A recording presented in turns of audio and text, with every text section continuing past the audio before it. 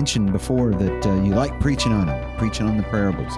Yeah. I like, and the interesting thing is like we like talking about them on the show because we used to do that an awful lot. In fact, I've looked at that a few times and said, I wonder why we're not still doing that. It's not as though we wrang everything out of them, when we were doing them before. We had a specific thing we were trying to do back in the day. But here's the third thing. I like hearing about them. So this is going to be pretty cool. This is anytime you add the parables into the mix, I'm ready to go. So let's do this. Like I say, this is going to be in the gospel lesson for what's for us the coming Sunday. If you're listening to this, you may have heard it in your church this morning, but it's from Matthew 13. And if you if the listener would like to get out his Bible and follow along with us, that'd be great. Have you got chapter 13 open? I do. Would you read the first 9 verses? I know that the lection for the gospel lesson goes longer, but let's just do the first 9 lessons. Okay. Verses. Yeah, I knew what you meant. Yeah, I got it. Okay. Okay, so beginning at the first verse of the 13th chapter of Matthew, that same day Jesus went out of the house and sat by the lake. Such large crowds gathered around him that he got into a boat and sat in it while all the people stood on the shore. And then he told them many things in parables, saying, a farmer went out to sow his seed. And as he was scattering the seed, some fell along the path, and the birds came and ate it up. And some fell on rocky places where it did not have much soil, and it sprang up quickly, but the soil was shallow. But when the sun came up, the plants were scorched, and they withered because they had no root. Other seeds fell among thorns, which grew up and choked the plants. Still other seed fell on good soil, where it produced a crop, 100, 60, and 30 times what was sown. Whoever has ears to hear, let them hear. Okay. You've doubtlessly heard this preached on before. A lot. Okay. So over the years. Okay. So, not all at once, but so people hear this, they know the parable. We're going to get to the fact that, the lection actually skips some verses to get down to where Jesus is explaining the parable and what the different soils mean to his disciples. But right now he's delivered this parable as part of his teaching message to the whole crowd, and he's in the boat. And well, when you've heard this preached on before, what seems to be the angle that you usually hear people, the reason why they're preaching this, or what they think Jesus means by this? At the end of the day, it winds up being, I need to be good soil. That's basically what it comes down to. Now they'll fly in other scriptures to kind of say that they're interpreting it, but their main interpretation is to say you should be good soil, so that when Jesus throws the seed, which is the word of God, right, you will, be ready for that harvest, so that you can produce the increase of fruit. Yeah, okay, so you can bear fruit. Yeah, absolutely. And there's lots of scriptures that do talk about Jesus' disciples bearing fruit. The thing is that as I look at this scripture, first of all, that's not let's be up front. That's not an interpretation of what he said. That is more of an application. That's saying, okay, this is what he meant. Now, how does that apply to me, or how does this apply to our congregation? So it kind of throws people back into self-examination, and this sort of whole question of what kind of soil am I? And then they go through and they try to figure out if there's one of these cases where it's not going to produce anything, if that's something that they're guilty of, or how could they be better soil? That's another way of looking at it. So they're trying to be the best kind of soil they can be. And all right, but I don't think that that's what Jesus is really talking about here. Yes, that might be to some extent a valid application, but what what was he saying? Why was he giving them this parable? I think it's a very different reason. And I think it follows in the context of all the things that have led up to this. So, we could go back. We don't have to go back too far, but you go back a few chapters. I'm looking in mine, and I'm going back to say, even in chapter 11. Well, yeah, chapter 11. That's when there's some people from John the Baptist who got sent to him. They're his Baptist disciples, and they're asking questions. They're in a sense questioning Jesus' ministry. Are you the one who's to come, or shall we look for another? It's almost like they're saying, "Hey, are you the right guy?" Because they're not seeing. Well, Jesus points them to what they are seeing, that the lame walk and the deaf hear and the dead are raised up. But what they were expecting a Messiah to be like, that's not what they're seeing in Jesus and his approach to the ministry. So, to some extent, they're wondering, have we really got the right guy? And well, and Jesus recognizes that this is a problem too with the crowds. When the one comes, neither eating nor drinking, John in this case, they say he has a demon. I'm still in chapter 11. And the Son of Man came eating and drinking. And then they say, look at him, a glutton and a drunkard and a friend of tax collectors. In other words, he doesn't get the same criticism that John had, but he gets his own share of criticism. And that's followed again in chapter 11 with the denunciation of the cities that didn't repent. Remember when he says, woe to you, Chorazin, woe to you, Bethsaida. If the miracle works had been done in you that had been done in Tyre and Sidon that were done in you, they would have repented. So he's basically saying, the miracles that he's done, the preaching that he's done, the time he's spent in these Galilean cities, Capernaum included, that it hasn't resulted in a mass repentance, basically. I mean, you have some people turned. Yes, some people have turned in their hearts, but not the numbers. So that's a little disappointing too. And just when we talked about this, at least I preached on this recently, is that Jesus attributes this, is still in chapter 11, that the Father, Lord of heaven and earth, Jesus thanks him that you have hidden these things from the wise and understanding and revealed them to little children. So the fact that some people aren't getting it, it's hidden from them.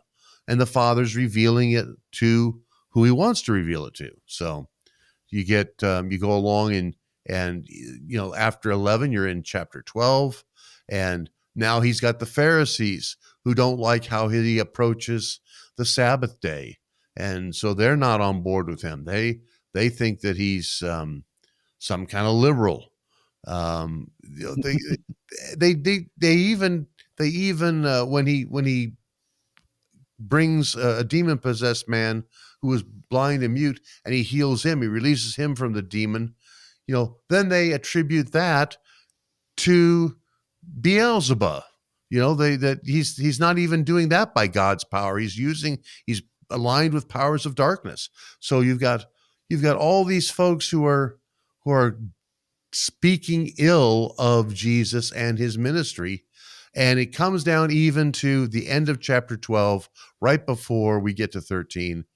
And while Jesus was still speaking to the people, behold, his mother and his brothers stood outside asking to speak to him. But he replied, he basically understands that they're coming to well, in one place, they're coming because they think that he's perhaps gone out of his mind. So even his immediate family is not taken with how Jesus is doing this ministry. If you're supposed to be the Messiah, what kind of Messiah are you? That's the idea. Right. So you get to now you're in 13. And as I look at it, 13 chapter 13, the parable of the sower. Jesus at one point kind of says, I think in Mark, he says, if you can't understand this parable, how are you going to understand all the parables? You know, there's something you can learn from understanding this correctly. So that applies to us as well, I think, that he gives them this parable. And I think it is given as the answer to an unspoken question. Now think about this for a second, folks. An unspoken question. It's been leading up to this. If you're the Messiah, if you're preaching your message of the kingdom and it's basically right, the way, to prepare us for, the kingdom to come, if that's all true, how come Israel is not turning to you? If you're really the Messiah, how come, maybe we should look for another. That's what John's disciples thought. But if you're really the disciple, why are so few of the people especially the people in leadership in Israel, recognizing you, turning to you, following you? At this point, he doesn't have a lot of really dedicated followers. He doesn't. He he sent out the disciples to go through the towns. He paired them up to hit up the different towns and prepare his way, and then he came after them and preached in those cities and did miracles. It just hasn't resulted in very much fruit. A lot of effort's gone into it, but a lot of fruit has not come from it. So think about this parable as an explanation. Why isn't the people of Israel, why is not in large they are turning to you with repentant hearts to follow you? And he says, well, you know what? It's not that the message is wrong. The seed is fine. It's not that the sower, myself, is doing anything wrong. I'm doing what I'm supposed to be doing. Well, if it's not the seed and not how it's being sown, what's the problem? And that's where Jesus comes up with the answer. It's the soil. The soil isn't the same everywhere. Some places the soil is rocky, and some places there's thorns, and some places the birds of the air are looking for a quick lunch. And some places the soil is good soil. It's been adequately prepared. It's ready to receive the seed. And that's where the fruit is being born, being produced. And so, well, that's the answer to the question of why this ministry doesn't look like it's getting any traction. It's because the soil is not adequately ready to receive the word. So I think that's exactly how we should look at it. I think we should look at lots of parables, perhaps from the same respect of what did this mean in terms of Jesus' own ministry in the first century. I think that would go a long ways to correctly interpreting how he meant it when he said it and how people heard it. Although on the last part, how people heard it, I'm not sure, because they seem to be baffled. They're not, he has to tell them, he who has ears, let him hear, try to pay attention to this stuff. But, even the disciples are wondering, well, why do you speak to them in parables? This is chapter 13 and verse 10.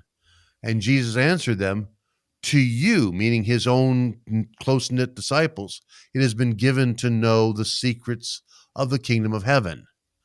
But to them, meaning the crowds, it has not been given.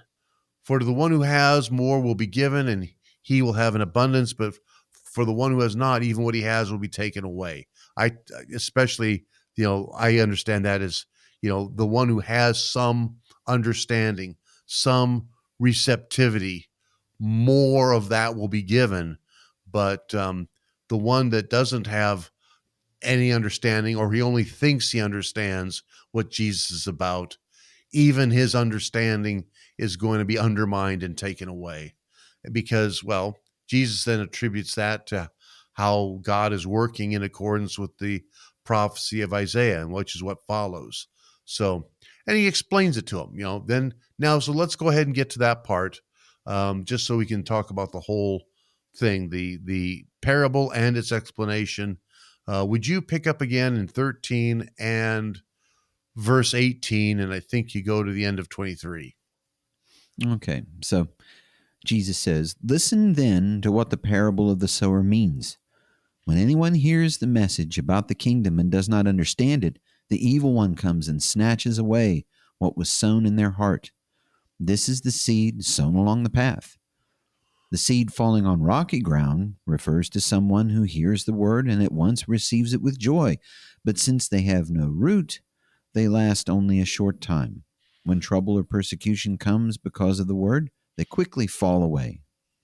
The seed falling among the thorns refers to someone who hears the word, but the worries of this life and the deceitfulness of wealth choke the word, making it unfruitful. But the seed falling on good soil refers to someone who hears the word and understands it. This is the one who produces a crop, yielding 100, 60, and 30 times what was sown." Okay, thank you. So if we are going to go I'll call it the traditional route and engage in a little bit of personal application. Okay, but I don't have a problem with doing that.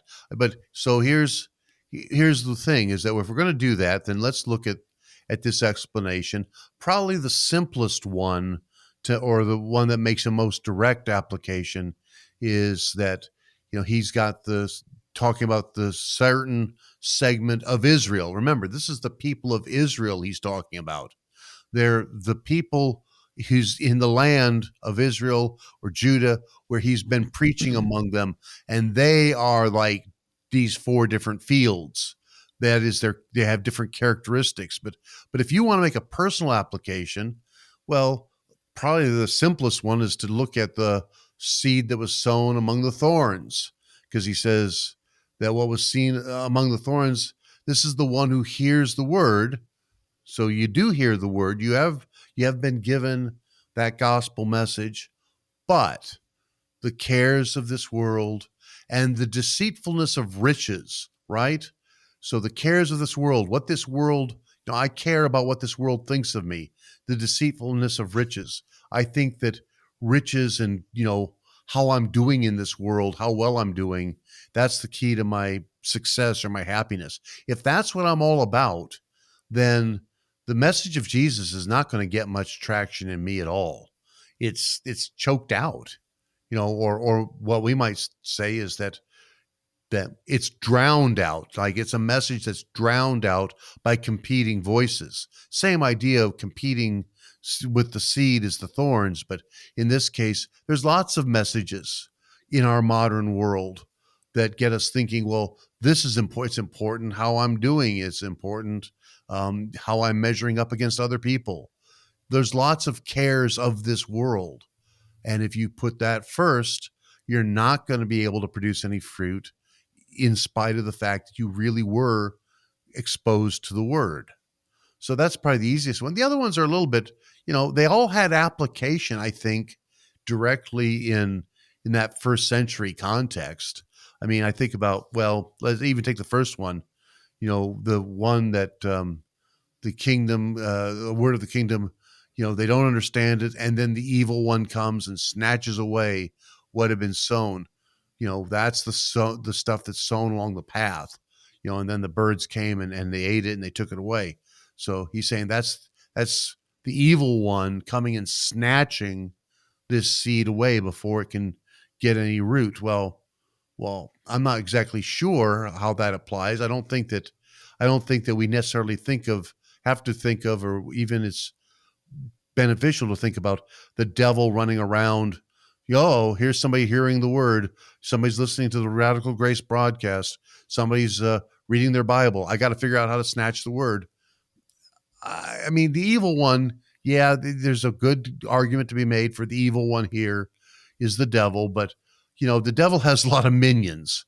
I'm kind of thinking that in the first century, it's entirely possible the way to look at that was the these Pharisees are coming behind Jesus where he preaches, and maybe they're in a sense acting as the evil one a bit themselves, and so they are they're taking away. Yeah, he says that, but don't listen to what he's saying. They're trying to snatch the word, and that would be what false teachers do today, right? Yeah. So if you're listening to false teachers, they're kind of snatching the word away from you instead of getting the correct understanding of what Jesus is talking about. Those things are being snatched away by people who are trying to get their own agenda across. The whole point, though, really, in my opinion, is not to jump to the application. Yeah, try to not be all caught up in the cares of this world. Try not to be hard-hearted, and the idea that the ones that are have no root, well, they're not willing to make a commitment. They're not really willing to do something that will cost them. So maybe you need to evaluate your life in that respect. But that's all application. What I think Jesus is seeing is that in his day, certain segment of Israel kind of were grooving to what he was saying. Then they found out that he's not very popular, with the authorities. And so then they take it upon themselves to turn from him. That sounds like the people who initially receive it with joy, but it never sinks in because tribulation or persecution, somebody says something about you and, oh, you're one of his followers. Well, then they decide to back off from that. I think this is all describing the real context in the first century. I think it all goes back to describing if this is truly the Messiah and this message of the kingdom is truly grounded in what God's will is, then why are so few people getting on board with it? Again, the answer to an unspoken question, but it certainly fits with the context leading up to it. And I do believe there's more value for us even in understanding that Jesus is explaining how the word affects people in that day, but also today. And it's not so much about just what kind of soil am I? What kind of soil am I? Man, that's a good way to just spend your time in introspection all the time, instead of doing what you ought to be doing, is hearing the word. Like, get more of the word in you. That would be a good idea. Mm-hmm. So I'm looking forward to preaching it. I'm going to have to try and throw in something for people who are listening in Monroe so that they hear something different than just what we talked about on this podcast, but it's going to be fun. I think it's a great parable. I think you need to understand this parable to get the swing of things so you can understand the other parables. So, Well, I think one thing, if I were going to like zig a little bit, because most people will make that interpretation, what kind of soil am I? And you just mentioned, get more of the word in you. Here's something you could do. You could go someplace where the soil is good instead of staying on the path or staying where the thorns are, where it will choke you out.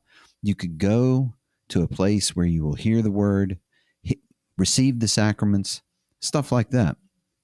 Because, I was talking to I bring this up a lot, and I guess I'm going to have to start doing it more and more as time goes by. I was talking to somebody at work, one of the drivers, and I said, sometimes on our show, I mean, I don't really care if you listen to it or not, but you could. But sometimes we talk about being a great defection. You should leave that. Yeah. Yeah. In other words, get away from where the thorns are and go here, get the word inside you. Thanks for listening to Radical Grace Radio today, and may God bless you.